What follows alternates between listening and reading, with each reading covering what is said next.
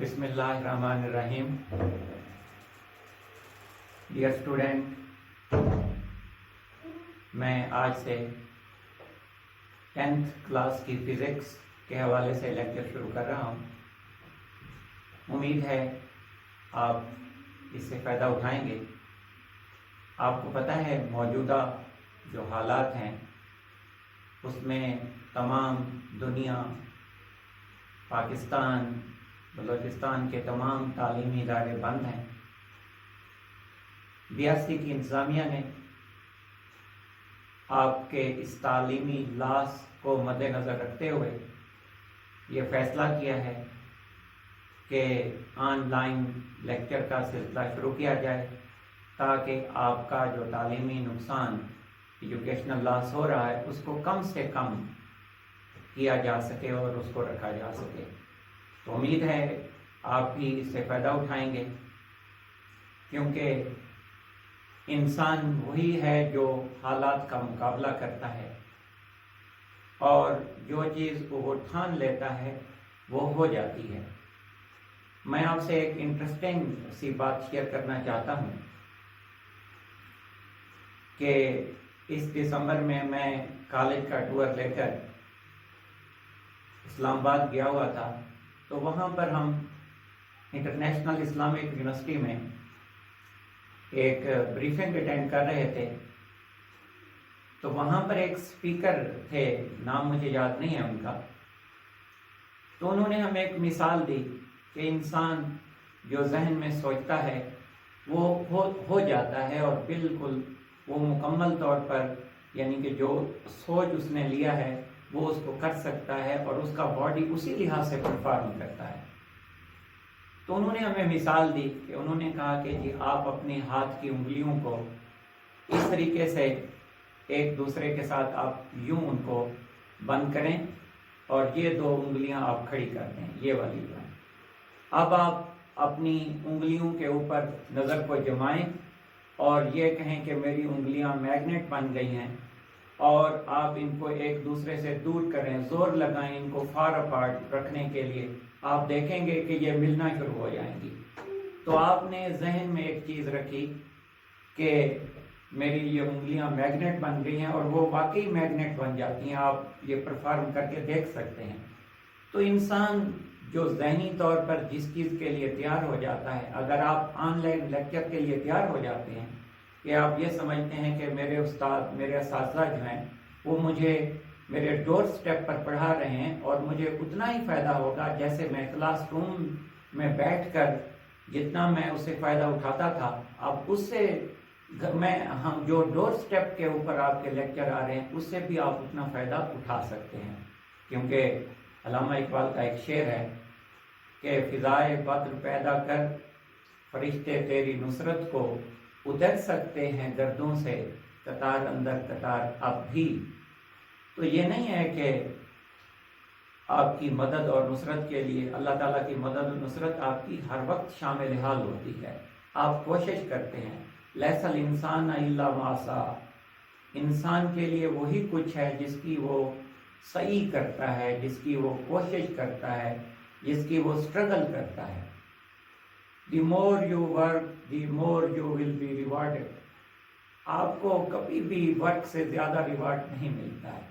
आप पूरी Islamic history उठा लें, जहाँ कहीं भी आप यूरोप की हिस्ट्री उठाएं, हजूर पाक की अपनी जो ज़िंदगी है वो जोहद मुसलसल से इबारत है। आप देखें उन्होंने, हालांकि वो एक रहनुमा हैं, लेकिन उन्होंने एक जर्नैल के तौर पर भी उन्होंने हिस्सा लिया है। उन्होंने यानी कि अपने आप को एक कॉमन मैन के तौर पर भी, हालांकि वो हमारे लिए रोल मॉडल हैं। वो अगर बैठ जाते हैं कि जी मैं तो सबसे बड़ा हूँ, मैं यानी कि पार्टिसिपेट, मैं सिर्फ ऑर्डर दूंगा, तो ये बात नहीं है। उन्होंने खुद तो इंसान को बड़ा आदमी बनने के लिए स्ट्रगल करनी पड़ती है, कोशिश करनी पड़ती है। ग्रेट मैन दुनिया में जो भी आए हैं, आप देख लें अलेक्जेंडर द ग्रेट 32-33 साल में मर गया, आधी दुनिया से ज़्यादा को फतह कर चुका था। मेहनत से इबारत है, यानी कि उसने मेहनत की, उसने कोशिश की, उसने स्ट्रगल की। तो उम्मीद है ये मैंने जो कुछ अल्फाज, टूटे फूटे से अल्फाज आपके सामने रखे हैं, आप फ़ायदा उठाएंगे और जो आपको ऑनलाइन लेक्चर दिए जा रहे हैं उनको बिल्कुल आप ऐसे ही कंसीडर करेंगे जैसे ये आप क्लास में बैठे हुए हैं। और जो आपका डेली का होमवर्क होता है आप उसको, वो कहते हैं ना कि आज का जो काम है वो कल पर नहीं छोड़ना चाहिए, do not put off till tomorrow what you can do today. तो इसलिए आज आपके पास वक्त है, इससे फ़ायदा उठाएं। वो कहते हैं ना, time and tide wait for none, किसी के लिए रुकते नहीं हैं, वक्त नहीं रुकता है, ना टाइड रुकती है ना टाइम रुकता है। इन्होंने ट्रैवल करना है, चले जाना है। तो जो आज का टाइम है वो कल शायद 7 बजे 8 बजे जो भी आज इस वक्त है तो वो आपको दोबारा आएगा, लेकिन आज वाला ये जो टाइम है ये कल नहीं आएगा दोबारा। तो इसलिए इसकी कदर करें। तो चलते हैं जी अपने लेक्चर की तरफ। आज हमारा टॉपिक है जी, जो पहला चैप्टर है simple harmonic motion and waves.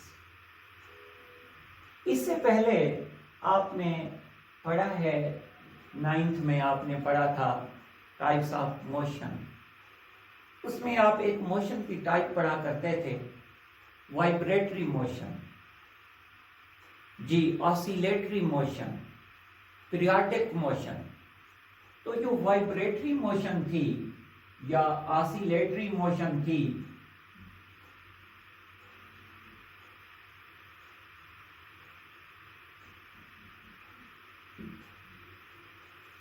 या इसको आप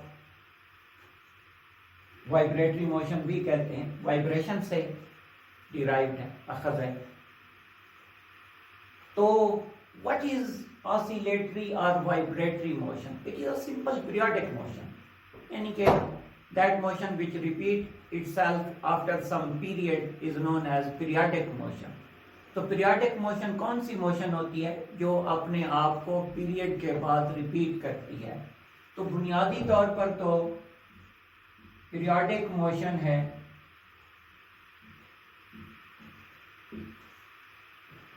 which repeat itself after some period, या हम इसको कहा करते थे, याद होगा आपको,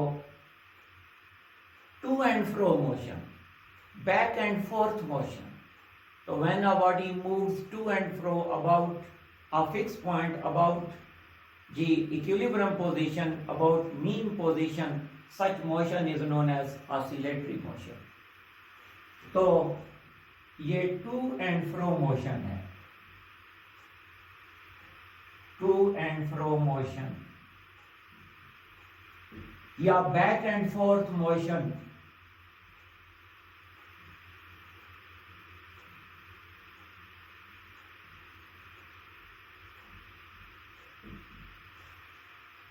मिसाल आप कह सकते हैं स्विंग की जो मिसाल है झूले की, या पेंडुलम ऑफ क्लॉक, जो क्लॉक का पेंडुलम है। तो ये हमारे पास एग्जाम्पल्स थी। तो इस कंसेप्ट से हम पहले से फेमिलियर हैं। तो आज हमारे पास एक मोशन ऊपर लिखी हुई है जिसको कहते हैं simple harmonic motion, SHM, simple harmonic motion, जिसको एब्रीवेशन में SHM। ये कैसी मोशन होती है? ये भी एक्चुअली एक special type of oscillatory motion है, वाइब्रेटरी मोशन, पीरियोडिक मोशन, लेकिन एक स्पेशल। तो इसमें क्या खास है? इसकी जो खास बात है वो कंडीशन इसकी एक होती है, यानी कि A is directly proportional to -x। हर वो मोशन जो इस कंडीशन को फुलफिल करे वो सिंपल हार्मोनिक मोशन कहलाएगी। इस कंडीशन को कि acceleration is directly proportional to the displacement from mean position, कि मीन पोजीशन से किसी बॉडी को आप कितना डिस्प्लेस करके ले गए हैं। तो और एक्सेलरेशन उसके साथ डायरेक्ट लिंक है, और माइनस का जो साइन है कि the direction of acceleration is always directed toward mean position, क्योंकि हर वक्त एक रेस्टोरिंग फोर्स उस बॉडी के ऊपर एक्ट करती है, जो यानी कि रेस्टोरिंग का मतलब बहाल करने वाली कुव्वत। जब किसी बॉडी को मैं स्प्रिंग को खींच कर ले जाता हूँ तो आप खुद भी महसूस करते हैं कि स्प्रिंग की जानिब से भी एक फोर्स लगाई जा रही होती है जो कि अपने आप को बहाल कराना चाहता है स्प्रिंग के, मैं वापस अपनी असल जगह पर जाना है। तो वो जिस कुव्वत से वो वापस जाना चाहता है वो कहलाती है रेस्टोरिंग फोर्स। और रेस्टोरिंग फोर्स चाहे बॉडी यहाँ से इस तरफ चला जाए तो रेस्टोरिंग फोर्स वापस उसे मीन की तरफ लाती है, और अगर इस तरफ बॉडी को आप डिस्प्लेस करके ले जाएं तब भी रेस्टोरिंग फोर्स उसको वापस मीन की तरफ ले आती है। तो चूंकि इसकी डायरेक्शन हर वक्त मीन की तरफ होती है तो that is why you put a sign, ये नेगेटिव साइन। तो नेगेटिव साइन का मतलब ये होता है कि ये एक्सेलरेशन किसकी जानिब से पैदा होता है, रेस्टोरिंग फोर्स की जानिब से, और रेस्टोरिंग फोर्स की डायरेक्शन किस जानिब होती है, मीन पोजीशन की तरफ। तो इसलिए एक्सेलरेशन की डायरेक्शन किस जानिब होती है, मीन पोजीशन की तरफ। तो simple harmonic motion is a special type of periodic motion. It is a special type of the vibratory motion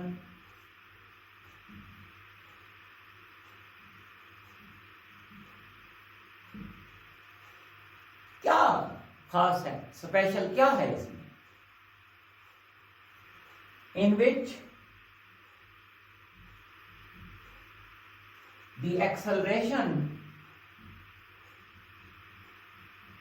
मैंने ऊपर लिखा भी है, in which acceleration of the body, कौन सी बॉडी, जो झूला है, जो mass attach to the spring है, स्प्रिंग के साथ एक मास आपने अटैच कर रखा है, तो उसी बॉडी की बात हो रही है। in which acceleration of the body executing simple harmonic motion, जो सिंपल हार्मोनिक मोशन परफॉर्म कर रही है, एग्जीक्यूट में परफॉर्म कर रही है जी, body executing simple harmonic motion, simple, अब मैं दोबारा ऊपर से लिखता हूं,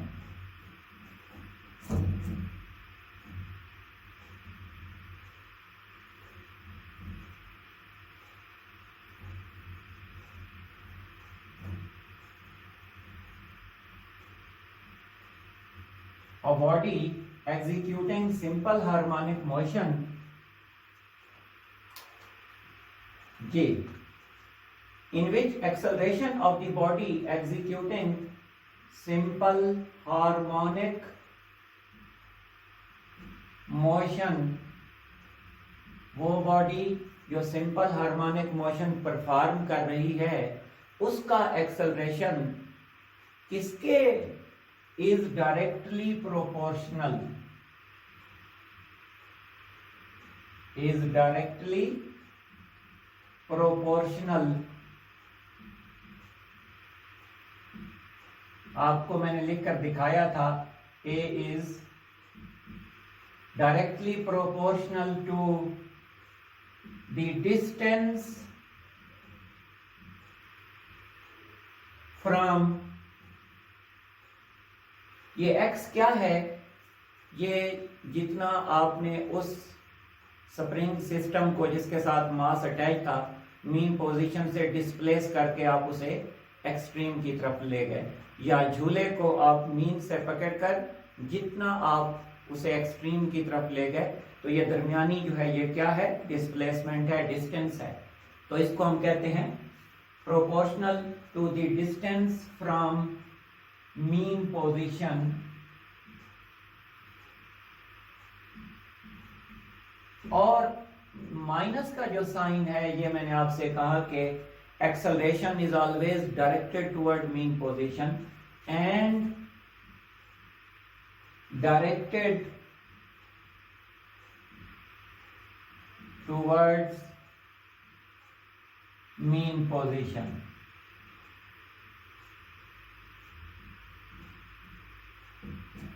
ये स्टेटमेंट थी, और अगर इसको मैं मैथमेटिकल वे में लिखना चाहूं तो वो मैंने पहले भी आपसे कहा, a is proportional to minus x, directly proportional to minus x, यानी कि a is, जो हमने कहा स्टेटमेंट में कि the acceleration of the body executing simple harmonic motion is directly proportional to the displacement या distance from the mean position और negative sign, कि मैंने आपसे कहा कि ये एक्सेलरेशन कौन पैदा करता है, ये इलास्टिक रेस्टोरिंग फोर्स पैदा करती है, जो बॉडी को वापस अपने मीन की तरफ लाती है, दोनों एक्सट्रीम पोजीशन से, क्योंकि झूला मीन से इस तरफ भी जा सकता है, ये उसकी एक्सट्रीम होगी, और झूला इस साइड पर भी जा सकता है, ये भी उसकी एक्सट्रीम होगी।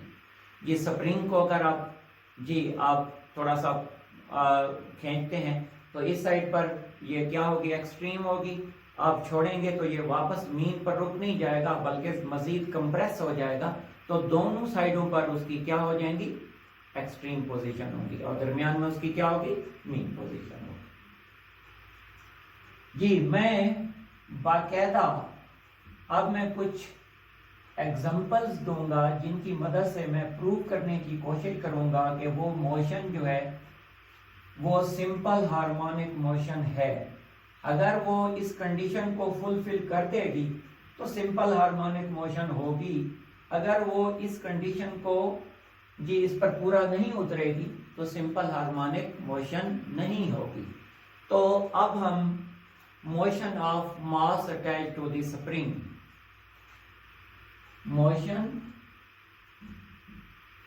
ऑफ मास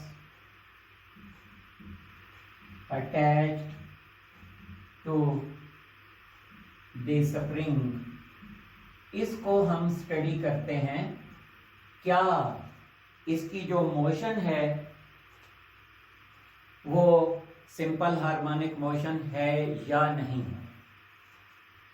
तो हमारे पास एक स्प्रिंग है, देखें जरा,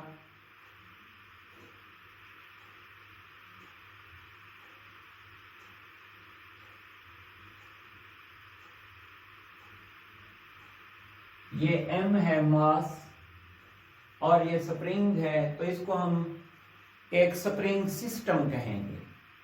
हमारे पास एक सिस्टम है जो कि मुश्तमिल है एक स्प्रिंग पर और मास पर, और ये लाई कर रहे हैं, पड़े हुए हैं एक फ्रिक्शनलेस हॉरिजॉन्टल सरफेस के ऊपर, ताकि फ्रिक्शन इसकी मोशन को जल्दी रोक ना दे। इस वजह से हम अक्सर कहते हैं कि lying over a frictionless horizontal surface. तो let we have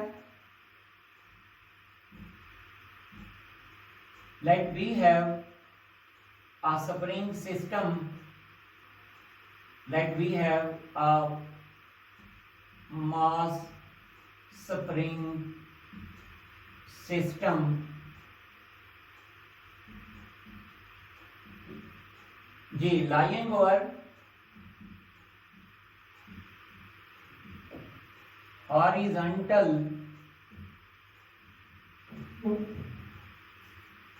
frictionless surface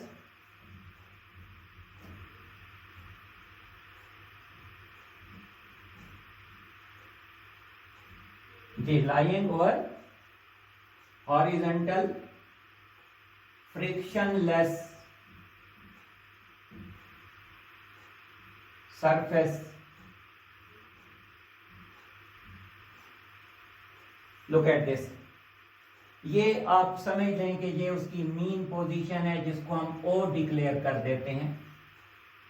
ओ जो है वो उसकी एक इक्विलिब्रियम पोजीशन, उसकी एक मीन पोजीशन जहां पर कोई इसके ऊपर फोर्स नहीं लग रही, यानी कि this system is the mass is at rest, mass rest में है। तो इसका मतलब ये है कि फोर्स इस सूरत हाल में जीरो है, यानी कि मैं अब जब फोर्स की बात करूंगा मैं इलास्टिक रेस्टोरिंग फोर्स की बात करूंगा, यानी कि वो फोर्स जो इसको वापस लाती है। यानी कि अगर मैं इसको खींच लूंगा तो यकीनी बात है और एक नई पोजीशन तक ले जाऊंगा जिसको मैं एक्सट्रीम पोजीशन कहूंगा और फिर उसको छोड़ दूंगा, तो ये वापस किस वजह से आएगा? वो रेस्टोरिंग फोर्सेस को वापस लाएगी। जी फ्रिक्शनलेस और जी सरफेस फ्रिक्शनलेस हॉरिजॉन्टल, हॉरिजॉन्टल में पहले लिख चुका हूं। Initially the mass is at rest, तो अगर मैं बात करता हूं at mean position, at mean position जी the body is at rest, the mass is at rest or no restoring force is acting and no force is acting at this position।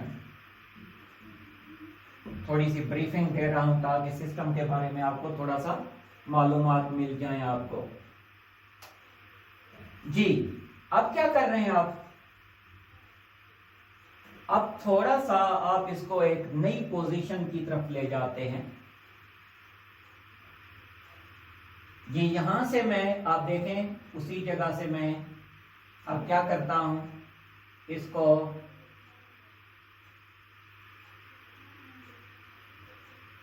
एक नई position जिसका नाम मैंने ए रखा है, ये पहली जो उसकी इक्विलिब्रियम पोजीशन है उसे आपने ओ डिक्लेयर किया हुआ है, और अब आपने इसे थोड़ा सा अप्लाइड फोर्स अप्लाई करके इसे आपने क्या किया? पुल कर लिया, थोड़ा सा खींच लिया, एक एक्सटर्नल फोर्स आपने खुद खींच लिया। जी तो when we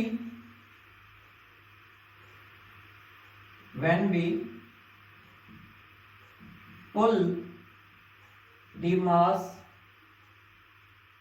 to, कहां तक ले जाते हैं? To an extreme position, extreme position O, sorry A, O पहले था,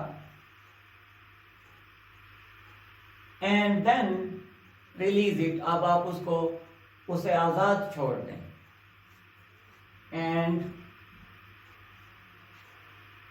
and release, सिस्टम को रिलीज कर दें, जो बाउंड था आपने उसे पकड़ा हुआ था उसको छोड़ दें आप। What happens then? जरा बताइए मुझे आप।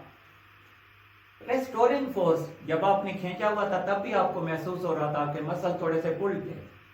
क्यों? क्योंकि रेस्टोरिंग फोर्स जब आप खींच रहे थे उसे आप ए की तरफ, तो उस वक्त एक रेस्टोरिंग फोर्स एक्ट करना शुरू हो गई थी, और उस आप रेस्टोरिंग फोर्स की डायरेक्शन के अगेंस्ट जा रहे थे। तो जब आपने छोड़ा, अब रेस्टोरिंग फोर्स क्या करेगी? Restoring force will try to bring mass back to its original position, its equilibrium position, its mean position। जी क्या होगा? The restoring force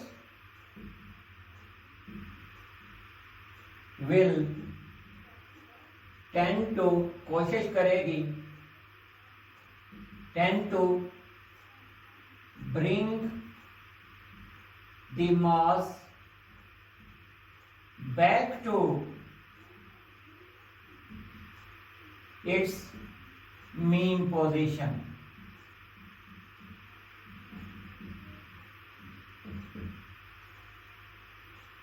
उसे वापस लाएगी और ला रही है, कोशिश करेगी और यकीनी बात उसमें कामयाब हो जाएगी। अच्छा मुझे बताएं कि जब उसे वापस ये मीन की तरफ ले आई तो क्या होगा? यकीनी बात है यहां पर जब ये मीन पर आएगा ये रुकेगा नहीं। यहां पर ये ना कहें जिसे वापस मीन पर रुक जाना चाहिए, वो मैं आपको बताता हूं क्यों नहीं रुकेगा। जी जब आप इसे वहां से ले आए,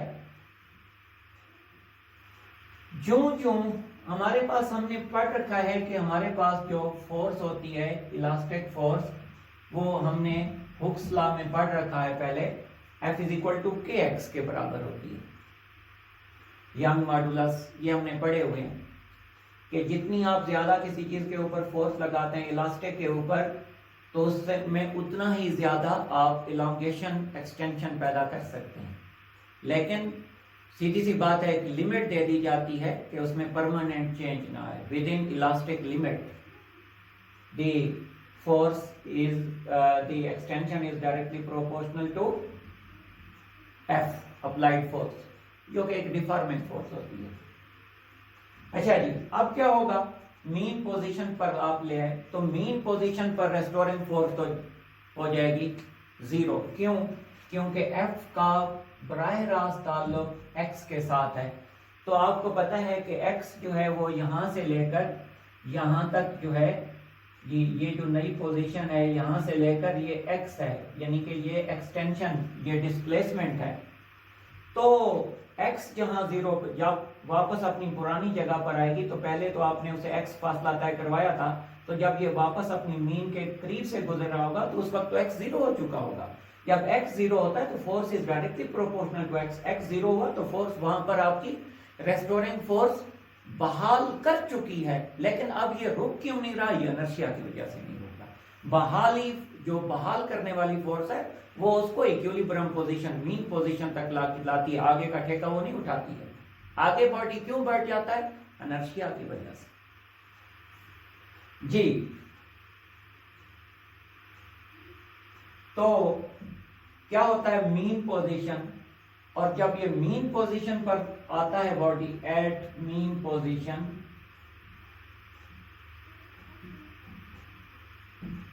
जी F बिकम्स जीरो।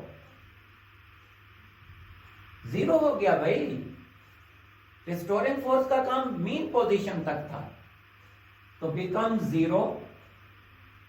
क्यों? क्योंकि आप जानते हैं कि F is directly proportional to X और मीन पोजीशन पर डिस्प्लेसमेंट जीरो होता है। तो जब ये जीरो हो गया तो ये भी जीरो है। लेकिन एक बात जहन में रख लें कि जब ये वापस उसको मूव करा के ला रही थी, मीन पोजीशन पर उसकी वेलोसिटी मैक्सिमम हो चुकी है और इस वजह से वो रुक भी नहीं रही इनर्शिया की वजह से। तो at mean position its velocity is maximum और काइनेटिक एनर्जी डिपेंड करती है वेलोसिटी पर। इस वजह से आपकी जो काइनेटिक एनर्जी मीन पोजीशन पर होगी वो भी मैक्सिमम हो जाएगी। बट जी, its kinetic energy will be maximum. Why maximum? Due to maximum velocity, because kinetic energy half mv square velocity पर डिपेंड करती है। और याद रख लें कि law of conservation of energy यही आपको बताती है कि जहां पर काइनेटिक एनर्जी मैक्सिमम होती है वहां पर पोटेंशियल एनर्जी मिनिमम होती है, बिकॉज जो मैकेनिकल एनर्जी है वो इन दो चीज़ों पर डिपेंड करती है। तो जो एक्सट्रीम पोजीशन है वहां पर फिर पोटेंशियल मैक्सिमम होगी वहां, क्योंकि बॉडी एक्सट्रीम पर एक दफा रुक जाती है तो वहां वेलोसिटी जीरो हो जाती है। वहां काइनेटिक जीरो हो जाएगी, पोटेंशियल मैक्सिमम होगी क्योंकि पोटेंशियल पोजीशन के साथ है और पोजीशन वही डिस्प्लेसमेंट के साथ है। तो जहां डिस्प्लेसमेंट मैक्सिमम हो जाता है वहां पोटेंशियल एनर्जी मैक्सिमम हो जाती है। जी, तो मैं ये पॉइंट्स लिख लूं क्योंकि लेक्चर का टाइम ज्यादा लंबा हो रहा है। At mean position F becomes, F है क्या? रेस्टोरिंग फोर्स है। बिकम्स, जी बिकम्स जीरो। बिकम्स जीरो लिखा नहीं है मैंने, बिकम्स जीरो। जी वो तो जीरो हो गई, but its K will be maximum due to maximum velocity. Although restoring force का काम था मीन तक ले आना, वो मीन तक ले आई है, तो इसका मतलब यह है कि यहां उसका रोल खत्म और आगे इनर्शिया की वजह से बॉडी जाएगा। बट ड्यू टू इनर्शिया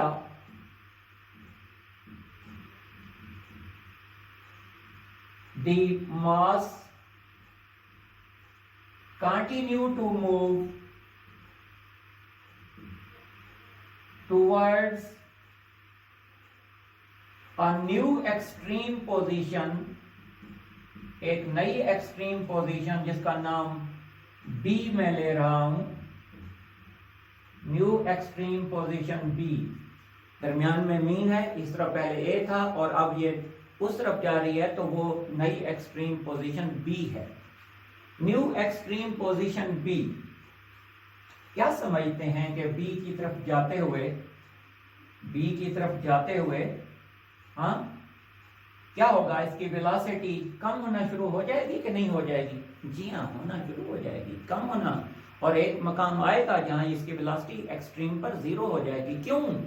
क्योंकि ये इलास्टिक रेस्टोरिंग फोर्स के अगेंस्ट जा रही है, क्योंकि इलास्टिक रेस्टोरिंग फोर्स हमेशा बॉडी को मीन की तरफ लाती है, और अगर बॉडी एक्सट्रीम की तरफ जाएगी तो ये इलास्टिक रेस्टोरिंग फोर्स के अगेंस्ट जाएगी, और इलास्टिक रेस्टोरिंग फोर्स उसमें यकीनी बात है उसकी डायरेक्शन के जब खिलाफ बॉडी मूव कर रही होगी तो उसमें नेगेटिव एक्सेलरेशन पैदा, और आखिरकार उसको एक मकाम पर जाकर रोक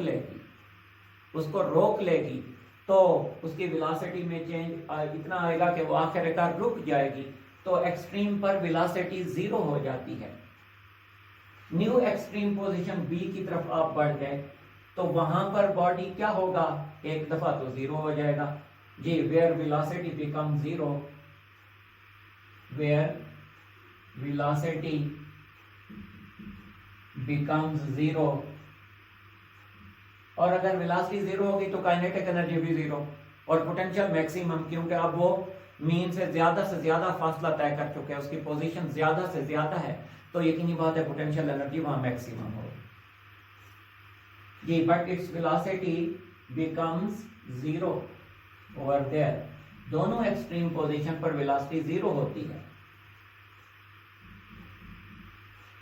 अब फिर से इलास्टिक रेस्टोरिंग फोर्स एक्शन में आनी है, क्योंकि जब वेलोसिटी जीरो हो गई तो आगे की तरफ मोशन तो हो गया बंद, अब इसे बॉडी वापस रेस्टोर कराना चाहेगी रेस्टोरिंग फोर्स, तो रेस्टोरिंग फोर्स अब इसके ऊपर दोबारा जी, restoring force again comes in action, दोबारा से ये एक्शन में आ गई है भाई, और बॉडी को वापस लाएगी कहां, मीन पोजीशन की तरफ, comes in action and will bring the body towards mean position, bring the body towards mean position, लेकिन mean position पर इसने रुकना नहीं है, आपको भी पता है, इसने इनर्शिया की वजह से आगे बढ़ जाना है, and this process continues, फिर this process